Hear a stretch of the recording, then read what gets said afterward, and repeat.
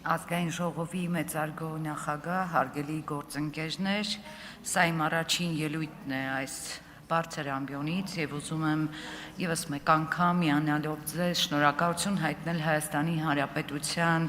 քաղաքացիներին իրենց վստահության քվեն քաղաքացիական պայմանագիր կուսակցությանը տալու համար, այո, խաղաղությանը տեր կանգնելու համար։ Եվ հիմա խոսքս ուզում եմ ուղղել մեր ընդդիմադիր գործընկերներին, մասնավորապես պարոն Վարդևանյանին, ով երկար ելույթ էր ունենում եւ երբ որ նայում էի իր ելույթը, ինձ մոտ երկակի տպավորություն էր ստեղծվում։ Մի դեպքում խոսում էր փաստաբանը, մյուս դեպքում խոսում էր դասախոսը, մյուս դեպքում թույլ տվեք ասել, մեղմ ասել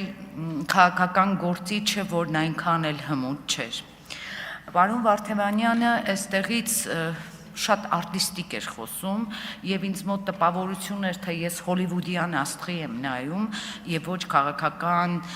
գործչի ելույթ եմ լսում, որովհետեւ իր խնդիրը ոչ թե էկրանին իր փողկապը ուղղելու, պիջակը կարգի բերելու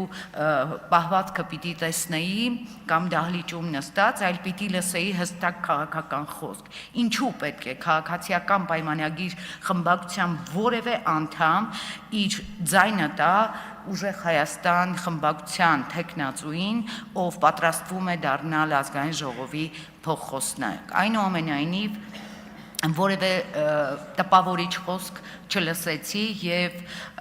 եկել եմ պարոն Վարդևանյանին, թե ինքը այստեղ չէ եւ հույս ունեմ, որ քանի որ մենք լսեցինք, որ ուժեղ Հայաստան խմբակցության անդամները նաեւ ձայնագրությունն են նաեւ նիստերի, հույս ունեմ, որ կդիտի ձայնագրությունը եւ կպատասխանի, թե ինչու էր այդպես խոսում եւ որն էր նրա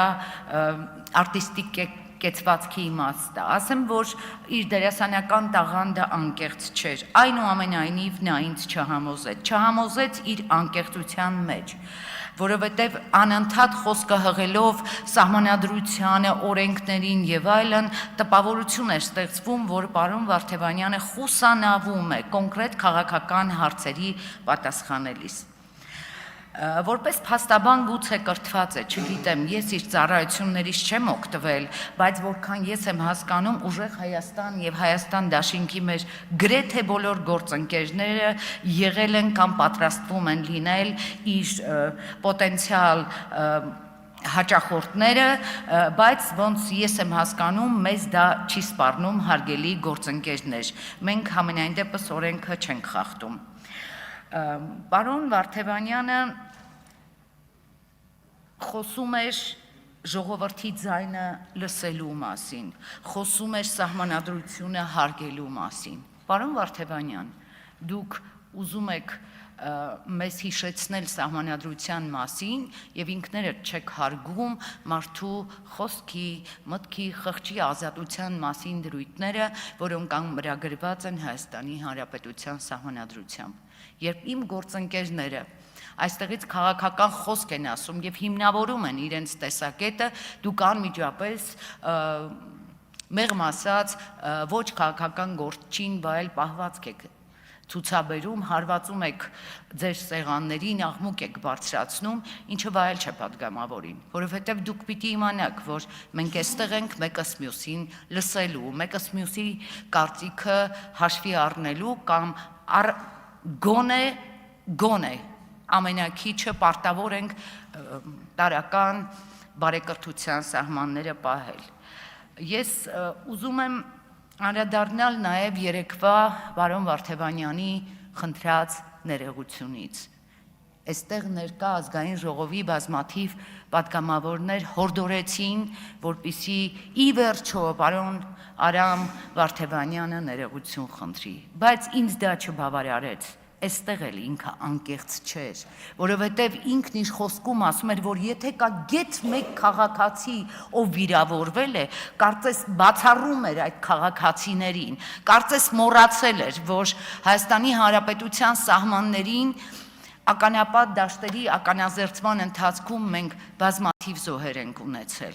Ինքը բացառում էր, ասում էր, եթե կա գեթ մեկ քաղաքացի, այո, կա պարոն Վարդևանյան, եւ այդ քաղաքացիներից շատերը ինձ գրել են։ Ես շփվում եմ այդ քաղաքացիներից շատերի կանանց, մայրերի հետ, եւ իրենք գրել են, որ իրենք կան, իրենք գոյություն ունեն, եւ իրենք ոչ թե անձնական ձեր ներեգությունն էին ակնկալում, որքան ես գիտեմ, դուք ուժեղ Հայաստան կուսակցության խորհրդի անդամ եք։ Այդ ներեգությունը պիտի հնչեր ձեր կուսակցության անունից։